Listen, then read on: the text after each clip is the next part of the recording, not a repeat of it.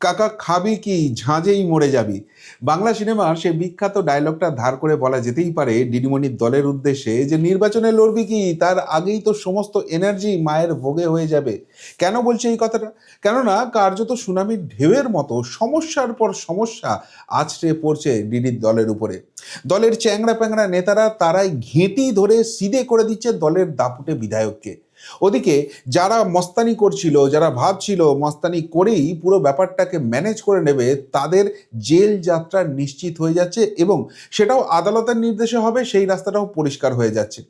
অন্যদিকে এসআইআর প্রক্রিয়া, সেখানে সেখানে বলা হচ্ছিল না একটা নামও বাদ গেলে নাকি দিল্লিতে গিয়ে মহাবিপ্লব হয়ে যাবে। সেখানে আরও বড় ধামাকা ঝটকা আজকে চলে এসেছে। নতুন ডেটা এসআইআর নিয়ে নির্বাচন কমিশন সামনে নিয়ে এসছে। আর সব থেকে বড় ঝটকা কি না, পুলিশটাও এবার হাতের বাইরে চলে যাওয়ার সমূহ সম্ভাবনা হয়েছে। ফলে ডিডির এখন কোন দিক দিয়ে কাঁদবেন, কিভাবে কাঁদবেন, সেই পরিকল্পনাটাই শুধু বাকি আছে বলে মনে হচ্ছে। এক এক এক এক করে আপনাদের বলি। প্রথমেই যে ঝটকাটার কথা বলবো সেটা হচ্ছে নারায়ণগড়, পশ্চিম মেদিনীপুর। সেখানে দলের বিধায়ক গিয়েছিলেন উন্নয়নের পাঁচালী শোনাতে। তো সেই উন্নয়নের পাঁচালী তো বাংলার মানুষ রিজেক্ট করে দিয়েছে, যেখানে দেখছে এমনিতেই চোর চোর করে চিৎকার করছে। কিন্তু প্রবলেমটা হচ্ছে যারা তৃণমূলের দলের নেতা ফেতা রয়েছেন, তারাও এবার এই উন্নয়নের পাঁচালীকে রিজেক্ট করতে শুরু করেছেন। দলের বিধায়ককে তারাই চোর চোর চোর চোর করে তারা করছেন। শুধুমাত্র তাই নয়, এই যে দিদিমণির খুব প্রিয় একটা শব্দ আছে না, দুধেল গাই, সেই দুধেল গায়ের লাত খাওয়ার বাসনা তিনি রাখেন। সেই দুধেল গাইরাই এবার খেপে গেছে এবং ওই দুধেল গাই বলার জন্যই খেপে গেছে। কি ঘটনা ঘটেছে যেটুকুনি জানতে পারছি, নারায়ণগড় ব্লকের 6 নম্বর গ্রাম পঞ্চায়েতের কসবা কমিউনিটি হলে সেখানে এই উন্নয়নের পাঁচালী শোনাতে গিয়েছিলেন নারায়ণগড়ের তৃণমূলের এমএলএ নারায়ণ অট্ট এবং সূর্যকান্ত অট্ট, মাফ করবেন। তো সূর্যকান্ত অট্ট যখন শোনাতে গিয়েছিলেন, তখন সেই জায়গায় তাদেরই ওই অঞ্চলের যুব সভাপতি শেখ বাপি, তার নেতৃত্বে একদল তৃণমূলের নেতা কর্মী সেখানে চলে আসেন। হাতে সকলেরই তৃণমূলের পতাকা আছে এবং এই চোর চোর চোর চোর করে এমন সূর্যকান্ত অট্টকে তারা করে যে আর কোনো বক্তব্য রাখতে পারেননি। এমনিতে খুব দাপট এই সূর্যকান্ত অট্টর নাকি ওই এলাকায়, কিন্তু তিনি কোনো বক্তব্য না রেখে কোনো রকমে নিজের গাড়িতে ঢুকে সেখান থেকে পলায়ন করেছেন, কেটে পড়েছেন। এবং এই শেখ বাপি যেটা অভিযোগ করছেন সেটা মারাত্মক।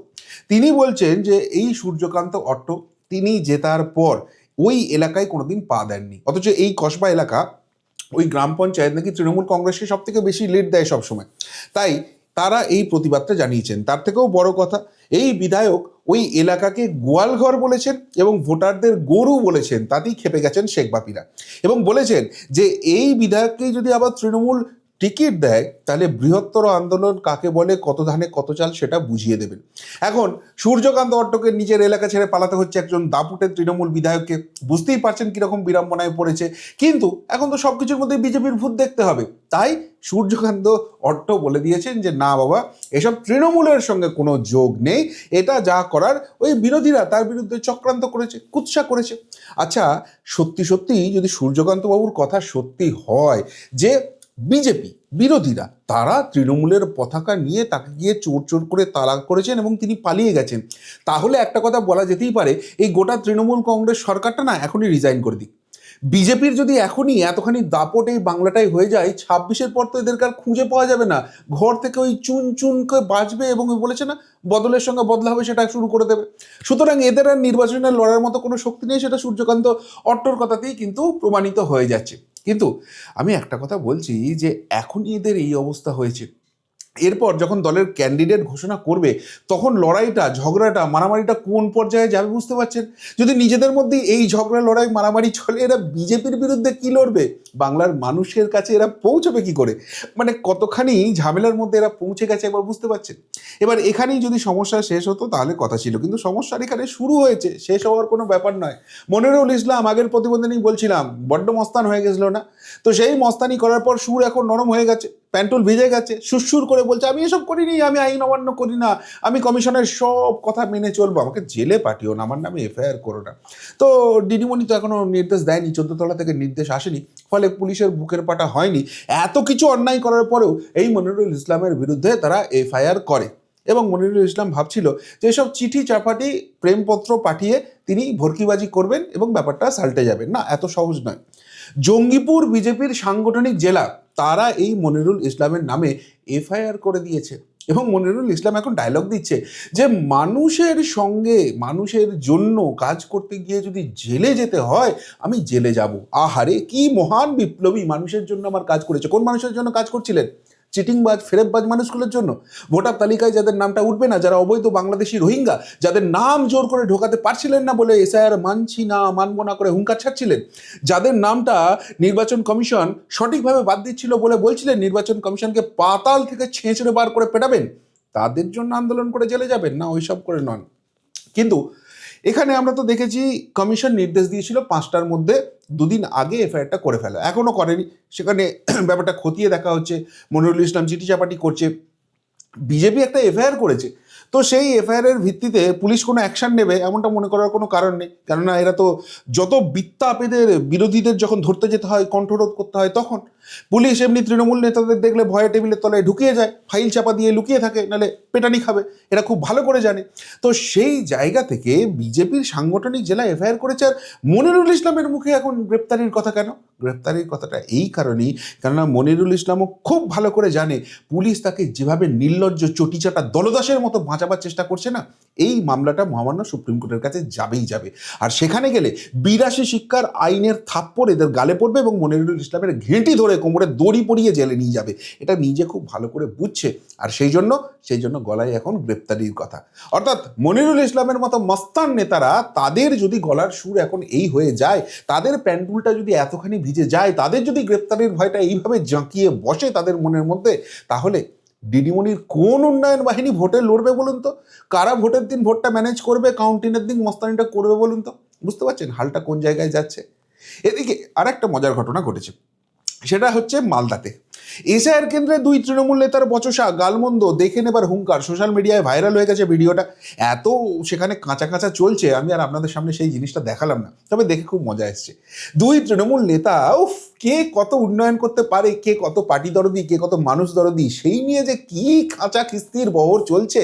তৃণমূল দলটার কালচারটা কি, এরা যে ওই বাংলা অস্মিতা বলে, ওইটা যদি বাংলা অস্মিতা হয়, তাহলে বাংলা সাহিত্যের যারা আছেন আর কি প্রবাদ প্রতিম মানুষ, তারা গঙ্গার জলে ডুবে মরবেন, এছাড়া তাদের কোনো উপায় থাকবে না। তো যাই হোক, ঘটনা যেটা ঘটেছে, কি ঘটনা ঘটেছে দেখা যাচ্ছে যে মালদার রতুয়ার 1 নম্বর ব্লকের ঘটনা এটা। সেখানে রতুয়া 2 নম্বর পঞ্চায়েত সমিতির সভাপতি আমির উদ্দিন, তিনি ফোপর দালালি করতে গিয়েছিলেন রতুয়া 1 নম্বর পঞ্চায়েত সমিতিতে। সেখানকার কর্মাধ্যক্ষ শেখ মিনুর সঙ্গে তার ঝামেলা লেগে যায়। কী নিয়ে ঝামেলা লেগে যায়? এই আমির উদ্দিনের বক্তব্য হচ্ছে যে তিনি এসআইআর প্রথম দিন থেকে কাজ করে ফাটিয়ে দিচ্ছেন এবং তার এলাকায় খুব সুষ্ঠুভাবে হচ্ছে, অথচ এই শেখ মিনুর এলাকাতে এসআইআর কাজটা করতেই পারছে না। সেই জন্য নিজের এলাকা ছেড়ে তিনি ওই এলাকায় এসছেন দাদাগিরি করতে, পুরো ব্যাপারটা সামাল দিতে। আর শেখ মিনু রেড়ে করে তেরে গেছেন। এখন কেন এই ঝামেলাটা, কেন এই কাঁচা ওই গালাগালের প্রবাহ একে অপরের মধ্যে চলছে, যেটা রতুয়া অঞ্চলে কান পাতলে শোনা যাচ্ছে যে এইখানকার তৃণমূলের এমএলএ ছিলেন সমর মুখার্জি, ছিলেন মানে এখনও আছেন, কিন্তু তাকে এবার আর নাকি টিকিট দেওয়া হবে না।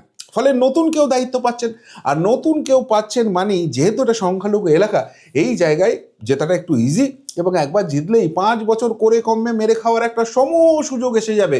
আর সেই জন্য কে হবেন নেতা, কে হবেন বিধায়ক, এই নিয়ে দলের মধ্যেই চলছে ইঁদুর দৌড়।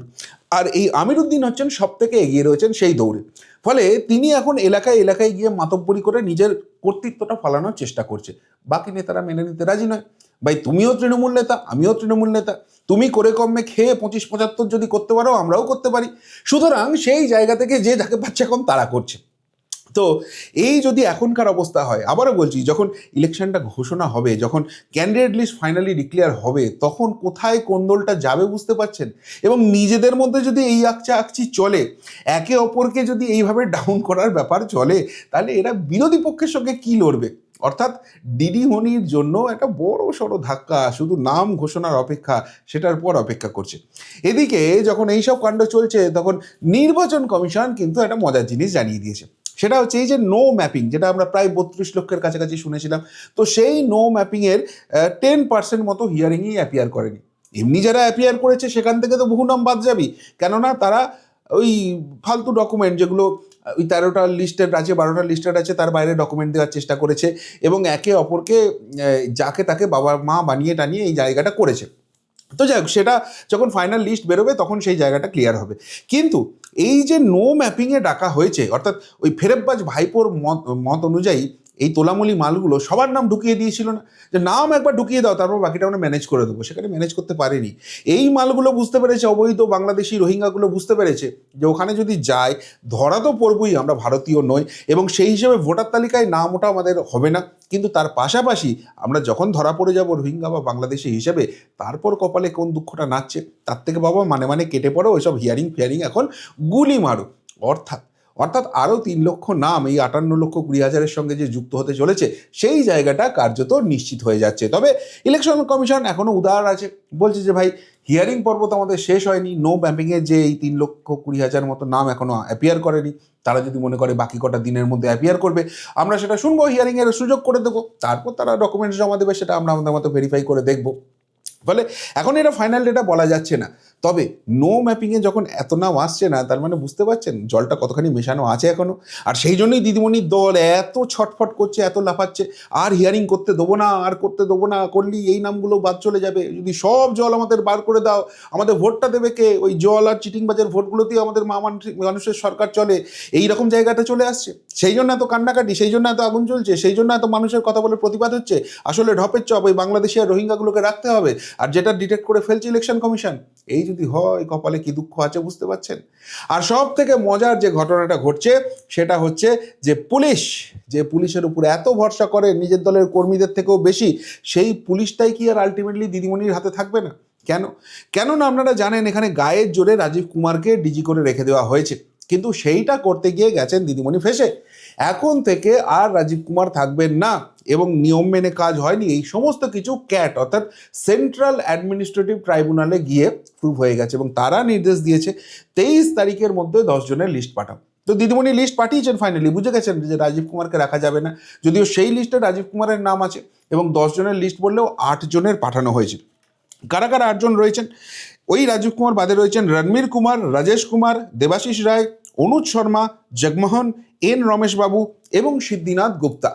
এবং এখানে ওই দিদিমণির চয়েস মতো নামগুলো পাঠানো যায়নি। এই রাজেশ কুমারই মামলাটা করেছিলেন, সেই রাজেশ কুমারের করা মামলা অনুযায়ী যে নির্দেশিকা এসেছে যে সেখানে সব থেকে সিনিয়র যারা অফিসার রয়েছেন তাদের লিস্টটা পাঠাতে হবে এবং সেখান থেকে 3 জনকে শর্ট লিস্ট করবে, তাদের সমস্ত কিছু চেক টেক করে ইউপিএসসি 3 জন আবার রাজ্যের কাছে পাঠাবে, সেই 3 জনের মধ্যে একজনকে দিদিমণি করতে পারেন তার নেক্সট ডিজি। তো সেখানে রাজীব কুমারের নাম আছে, ঠিক আছে, কিন্তু তার নামটা ওই ইউপিএসসি থেকে আসার চান্স খুব কম, কেননা রাজীব কুমারকে ইতিমধ্যেই 31 তারিখ তার অবসর রয়েছে, তাকে করতে গেলে আবার এক্সটেনশনে দিতে হবে, যেটা দেওয়ার চান্স প্রায় নেই বললেই চলে। কিন্তু সব থেকে মুশকিল হচ্ছে এই জায়গাটায় দিদিমণিকে ঢুক গিলে যে নামগুলো পাঠাতে হলো, নিজের পছন্দ মতো লোককে বসাতে পারলেন না, তার কারণ হচ্ছে রাজেশ কুমারের করা মামলা এবং সেই রাজেশ কুমারের নামটাও এই তালিকায় আছে। এখন এই রাজেশ কুমারকে ডিপ্রাইভ করে দিদিমণি যে রাজীব কুমারকে করে দিয়েছিলেন, সেই রাজেশ কুমারের হাতেই যদি ক্ষমতাটা আলটিমেটলি আসে, তখন কি হবে? তখন খেলাটা কিন্তু জমে যাবে। অর্থাৎ চারিদিক থেকে দিদিমণি ঘিরছেন, বারবার বলছেন না খেলা হবে, খেলাটা যে এইভাবে তার সঙ্গে হবে। এবং আবারও একটা মজার ব্যাপার দেখুন, এতগুলো যে ইনসিডেন্ট আপনাদের দেখালাম, এই ইনসিডেন্টগুলোর মধ্যে কোথাও বিজেপি পিকচারে নেই, অর্থাৎ বিজেপি এখনো খেলতেই নামেনি, তাতেই দিদিমণির দলের এই রকম ল্যাজে গোবরে অবস্থা হয়েছে। এরপর যখন নির্বাচন ঘোষণাটা হবে এবং বিজেপি আলটিমেটলি খেলতে নামবে, সেন্ট্রাল বিজেপি যখন নিজের ফোর্সটা লাগাবে, এখানকার শুভেন্দু অধিকারী, সমীপ ভট্টাচার্য, সুকান্ত মজুমদাররা যখন ফুল ফেজে অ্যাটাকটাই শুরু করবেন, তখন সেইগুলোকে সামাল দেওয়ার জন্য তৃণমূলের নেতাগুলো আর বেঁচে থাকবে তো? বেঁচে থাকবে মানে আমি রাজনৈতিকভাবে কথা বলছি, তাদের এনার্জি আর একটুও বেঁচে থাকবে তো? সেই প্রশ্নটা কিন্তু উঠে যেতে শুরু করেছে। ফলে মুশকিল কিন্তু বাড়ছে, যত দিন গড়াচ্ছে দিদিমণির জন্য শুধু মুশকিল আর মুশকিল। এ থেকে পরিত্রাণ কিভাবে পান, কোন ম্যাজিক তিনি দেখান, সেটা দেখার জন্য আমরা বসে আছি। কিন্তু এখনো অবধি যা হচ্ছে তাতে বেশ মজাই লাগছে, কি বলেন? এই নিয়ে যদি কিছু বলার থাকে আপনাদের অবশ্যই কমেন্ট বক্সে কমেন্ট করে জানাবেন। এখনকার মতো এখানেই শেষ করলাম, ফেরত আসি নতুন প্রতিবেদন নিয়ে খুব তাড়াতাড়ি। ভালো থাকবেন, সাথে থাকবেন, পাশে থাকবেন। নমস্কার।